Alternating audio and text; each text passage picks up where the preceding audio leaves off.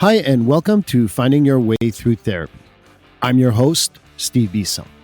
The goal of this podcast is to demystify therapy, what can happen in therapy, and the wide array of conversations you can have in therapy.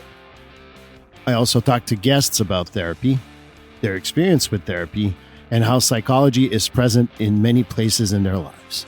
I also share personal stories. So please join me on this journey about therapy. Well, hi, and welcome to a special episode of Finding Your Way Through Therapy. I am Steve Bisson. This was not planned. I hesitated actually to record this. Spoke to my therapist, told me that I had to wait a few days before kind of making my decision so I don't regret it. And ultimately, I came to a conclusion that I want to do it in one take. If it sucks, it sucks. If it doesn't, it doesn't. I don't really care.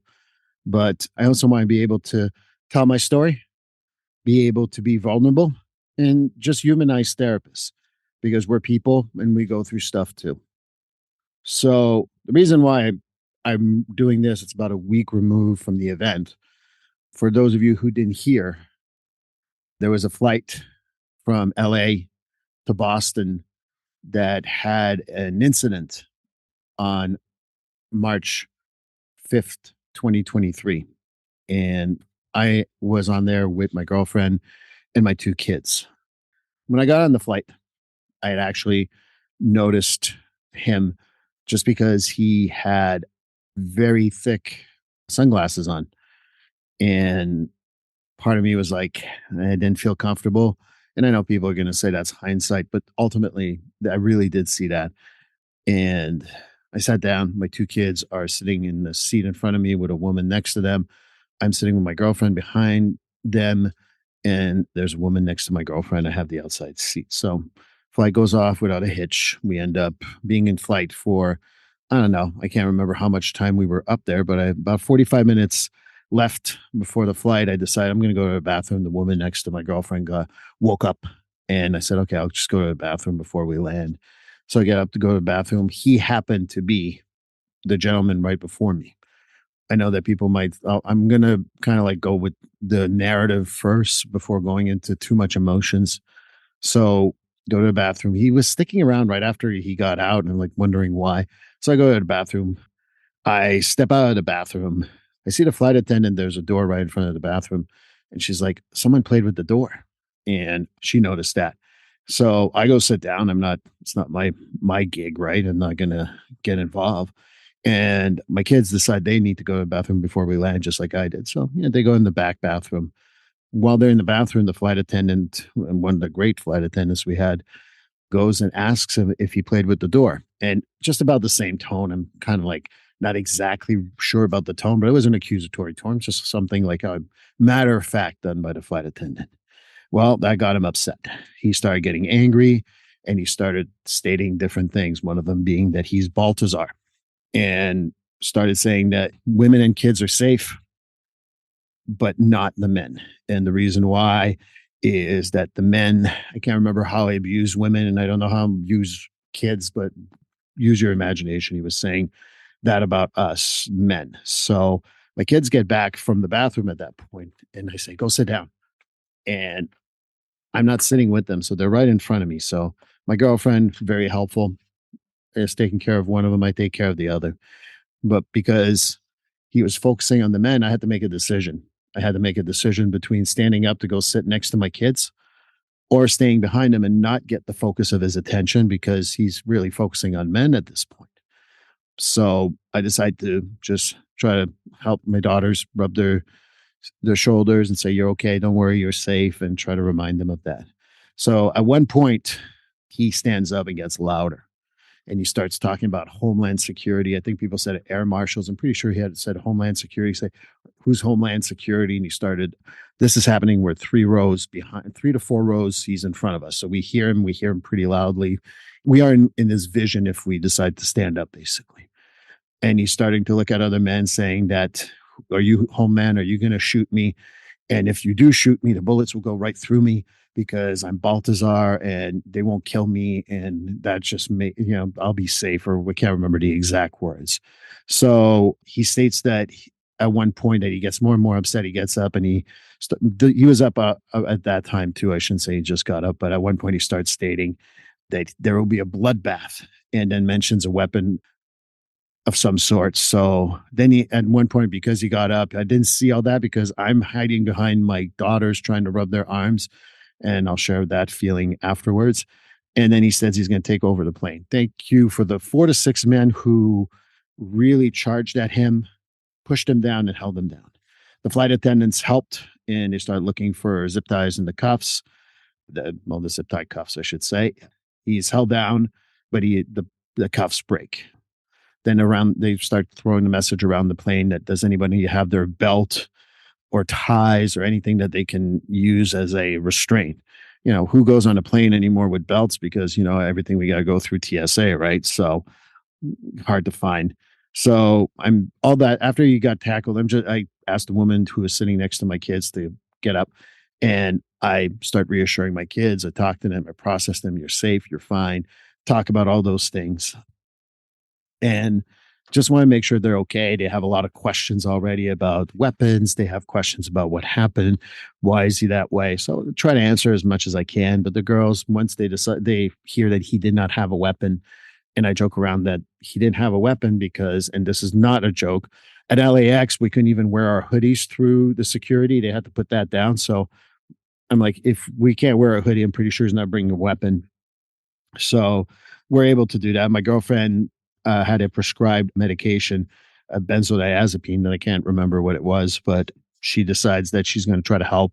She grinds it. He said he was thirsty, the gentleman in question, while he's being restrained. So she puts it in his mouth. So hopefully it gets absorbed and it calms him down. He's held down. We're still in the air during all this time. And originally 45 minutes in, we're over, I want to guess, New York, New Jersey, around there.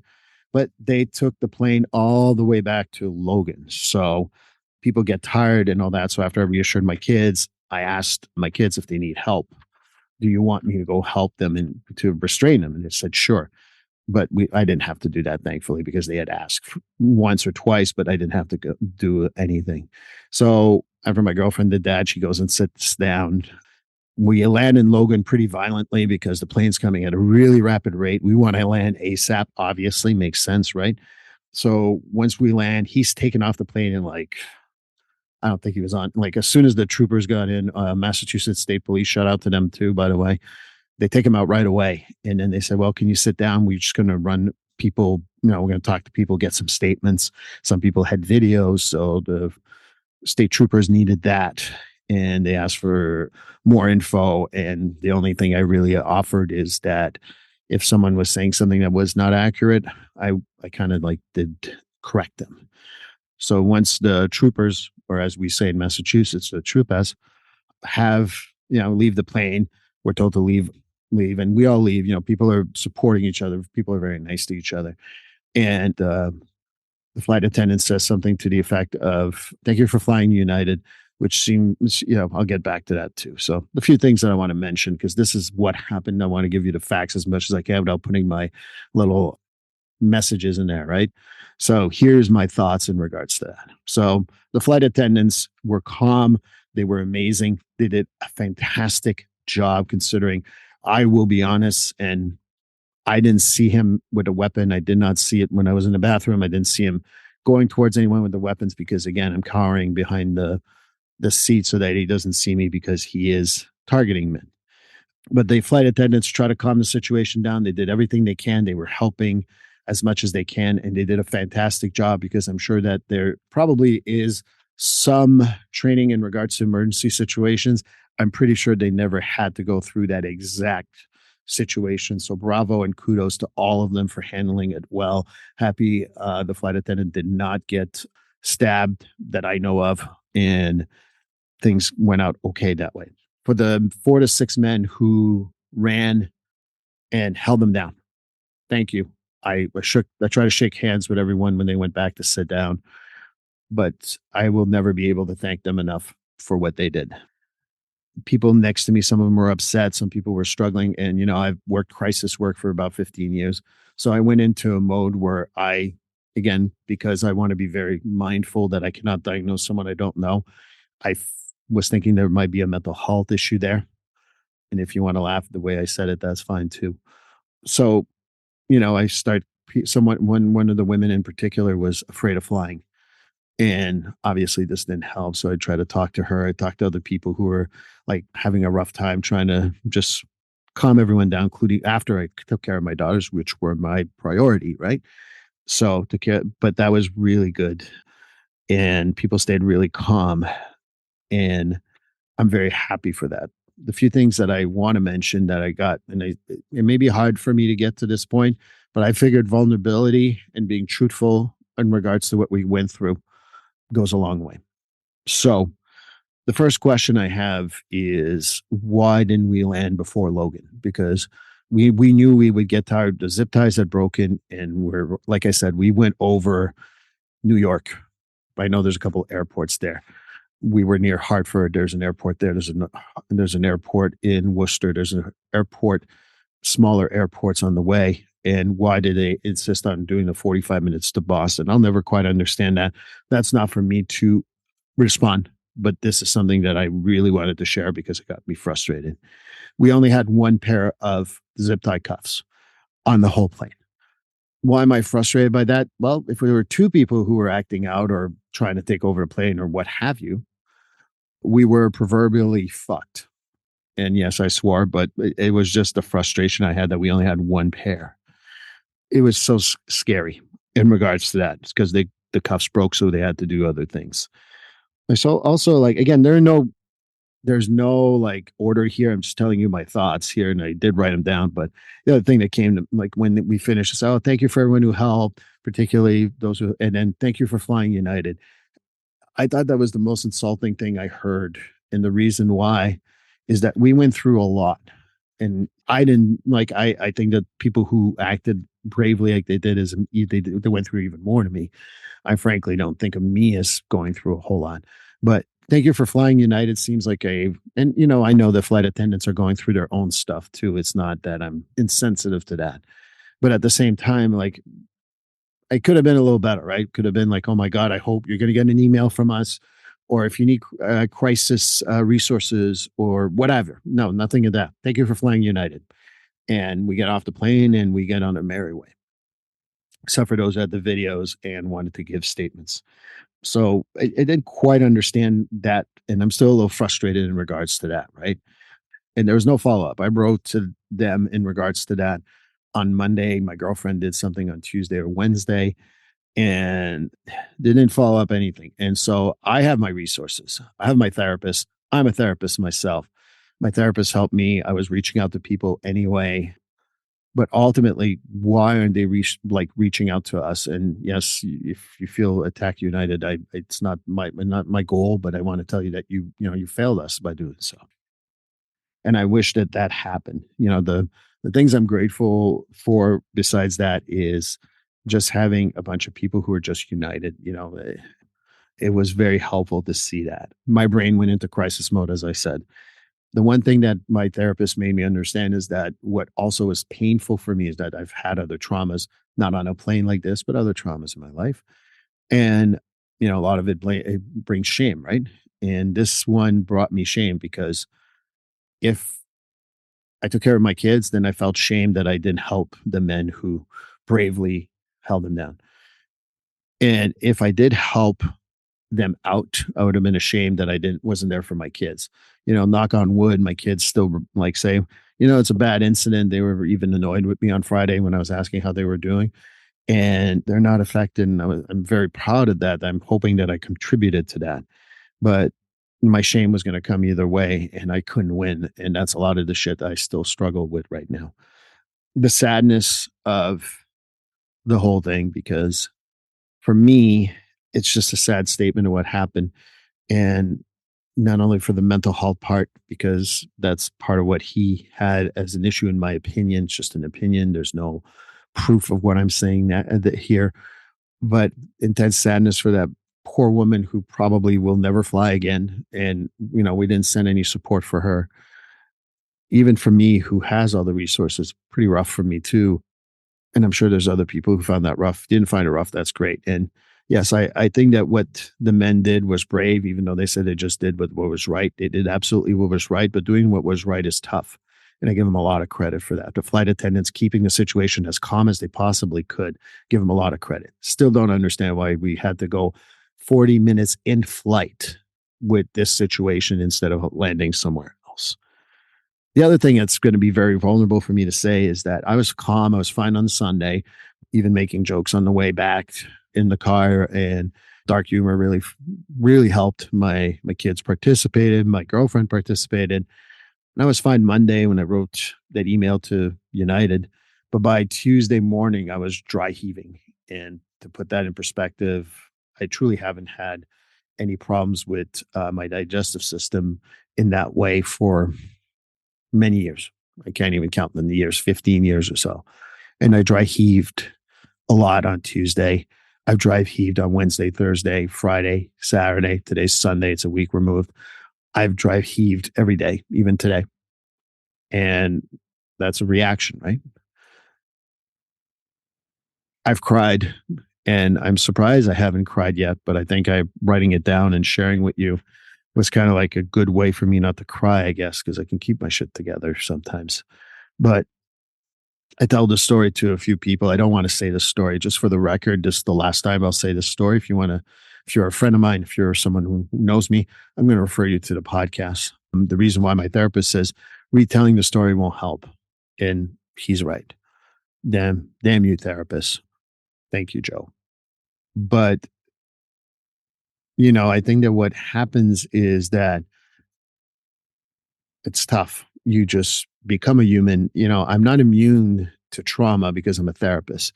I'm not immune to the side effects of acute stress disorder because I'm a therapist. And, when I think about finding your way through therapy, I really wanted people to understand that we want to help as therapists, but we're therapists are human too. And I really, really wanted that to be shown. And I figured that this is the perfect place to talk about that. How am I going to be tomorrow, next week? I don't know. But I know that just talking about it felt good to share that with everyone. And if you have any questions that are not about the event, but how I'm feeling or anything like that, more than happy to share that. I'm not sharing any of my personal views in regards to certain things, but I will tell you how I feel. And that's what I will concentrate on. So that's it. I didn't know how I was going to finish the episode. This is going to be the end of the episode here. We'll go back to our regularly scheduled program next week. But I appreciate you guys listening. It's so tough sometimes to just be a human being because I want to be a professional. But even this week, having a few clients, one of the things I've always prided myself is that don't ask me any questions you don't want the answer to. And one of the questions I've done since a long time is if you ask me how I'm doing, I'm going to tell you exactly how I'm doing. Whether you like it or not, I don't care. And I've said that to a few people. I've been able to kind of like give them the cliff notes and not be too emotional. But one of the things that I said to myself a long time ago is if you can be human as a therapist, you can let them be humans in life. And there was a particular client this week. I was sharing a little bit about this. And turns out that this client of mine started talking about their trauma that they had a couple of weeks ago. And they said, you talking about it just opened myself to I can be vulnerable with you. So again, I don't know how to end this episode other than saying that my clients they listened a little bit. I didn't take over their sessions. I was every time I did, I said, oh my God, I can't take over your session. And they would always go, no, you can tell me. I'm like, no, this is your session. Because, part of it is I know some therapist friends of mine will say, well, you shared too much with your clients. This is not something we should be doing. You're taking over the session. I didn't get the impression from any of my clients that they felt that way. And I'm pretty sure they didn't. But ultimately, I'll be myself on this podcast. I can guarantee you that I'll be authentic. I'll be myself. My reactions are authentic right now. I'm feeling okay. I do feel the tears in my eyes. I'm going to put the video in on YouTube if you wish. But I know that I'll get better. But I won't get better by holding the story down and not talking about it. I won't talk about the story, but how I feel. And I've been able to, between talking to a great friend of mine on Tuesday, being able to talk to a few more people Wednesday and Thursday, going out with a friend again on Friday. Yesterday, I was able to talk to another friend. We had something planned and was able to open up with him. And then today went with my girlfriend's friends and we, kind of like share that story too. One of the things I would say to make sure that things don't become post-traumatic stress disorder, acute stress disorder is to talk about it. And not necessarily the event, but your feelings and how you felt around this. Do you do that with just about everyone? No, do it with people you trust. But ultimately, it's really been helpful for me to be able to open up about it. So, all right, now it's the end. Regular scheduling program coming back next week. I really thank you for listening, and I'll see you next week.